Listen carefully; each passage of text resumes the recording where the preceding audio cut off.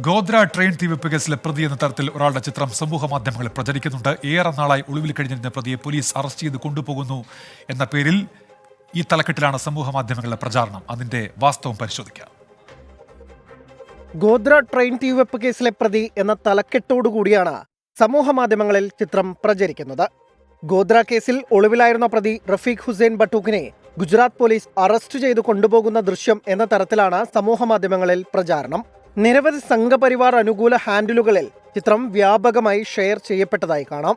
എന്നാൽ പ്രചാരത്തിലുള്ള പോസ്റ്റ് തെറ്റിദ്ധരിപ്പിക്കുന്നതാണെന്ന് 24 അന്വേഷണത്തിൽ കണ്ടെത്തി.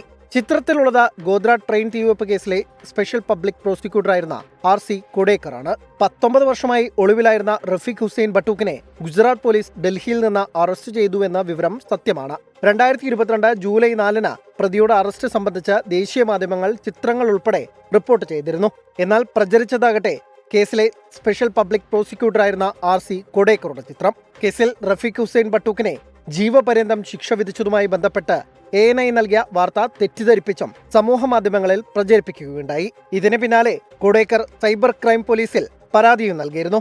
വ്യാജ പ്രചാരണം തുടരുന്നതിനാൽ പഴയ വാർത്തയിലുള്ളത് RC കൊടേക്കറാണെന്ന് വ്യക്തമാക്കി ANI തന്നെ വിശദീകരണവുമായി രംഗത്തെത്തി. Fact check desk 24.